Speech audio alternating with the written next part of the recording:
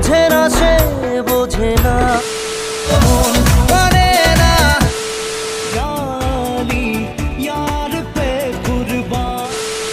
এই সমস্ত পপুলার গান গেয়েছেন একজন সিঙ্গার, তিনি হলেন জুবিন গার্গ, যিনি আজ আর আমাদের মধ্যে নেই।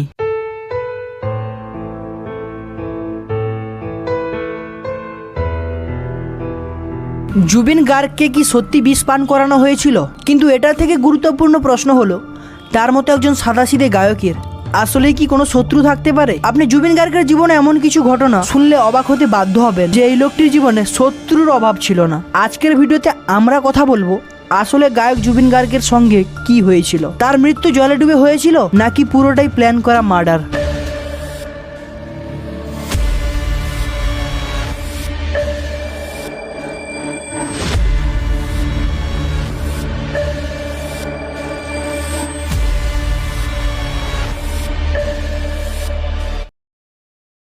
সব কিছুই যতটা সম্ভব ডিটেলসে আলোচনা করার চেষ্টা করব, তাই আপনাদের কাছে আজকের এই ভিডিওটা শেষ পর্যন্ত দেখার অনুরোধ থাকলো। তাহলে চলুন শুরু করা যাক।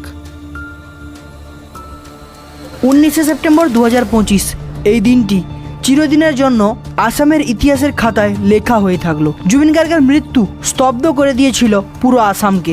কলেজ স্টুডেন্ট থেকে শুরু করে পুলিশ অফিসার এবং সোশ্যাল মিডিয়া ইনফ্লুয়েন্সার, কেউই সেদিন তাদের চোখের জল আটকে রাখতে পারেননি। Zubeen voiced our love and heartbreaks, but he also voiced our desperation and frustration at a failing system in society. আসামে অফিস, স্কুল, কলেজ সব বন্ধ হয়ে গেল এবং আসাম সরকার 3 দিনের জন্য ছুটি ঘোষণা করলো। Tears in their eyes, grieving the loss of soul of Assam.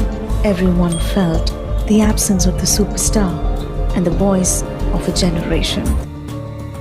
এবং তারপর 23শে সেপ্টেম্বর যখন তার ডেড বডি আসামে পৌঁছালো, তাকে শেষবার দেখার জন্য ভারতের ইতিহাসে রেকর্ড ব্রেকিং ভিড় জমা হয়েছিল। সিঙ্গাপুরের নর্থ ইস্ট ফেস্টিভ্যালে যোগ দিতে গিয়েছিলেন তিনি। অনুষ্ঠান করার আগেই মৃত্যু হয় তার। প্রথমে শোনা যাচ্ছিল স্কুবা ডাইভিং করতে গিয়ে মৃত্যু হয়েছে গায়কের, কিন্তু সিঙ্গাপুর সরকারের দেওয়া রিপোর্ট বলছে স্কুবা করতে গিয়ে নয়, সাঁতার কাটতে গিয়ে জলে ডুবে মৃত্যু হয়েছে তার। গায়কের মৃত্যুর সঙ্গে জড়িত থাকার অভিযোগে গ্রেপ্তার করা হয়েছে নর্থ ইস্ট ফেস্টিভ্যালের মূল উদ্যোক্তা শ্যামকানু মাহান্ত এবং জুবিন গার্গের ম্যানেজার সিদ্ধার্থ শর্মাকে। We have arrested 2 more persons and they are produced in the court today, and we have taken them on police custody for 14 days and we are questioning them and further investigation is on.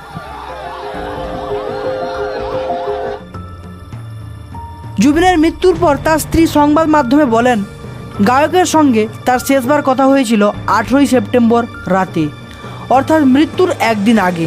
তখন গায়ক তাকে দ্বীপে বেড়াতে যাওয়ার কথা কিছুই জানাননি। তার স্ত্রী গরিমার দাবি, তাকে হঠাৎ করে একটি পিকনিকে নিয়ে যাওয়া হয়। বিভিন্ন জায়গায় ঘুরে ঘুরে ক্লান্ত হয়ে পড়া জুবিনকে জোর করে সাঁতার কাটতে নিয়ে যাওয়া হয়েছিল। জলে নামার সময় পরনে তার লাইফ জ্যাকেট ছিল না। কিভাবে এত বড় একটা গাফিলতি হতে পারে? গায়কের মৃত্যুর আগে বা পরে ঠিক কি ঘটেছিল জানতে তদন্ত কমিশন গঠন করছে আসাম সরকার, আর এই আসাম সরকারকে তদন্তে সাহায্য করবে ইডি এবং আয়কর বিভাগ।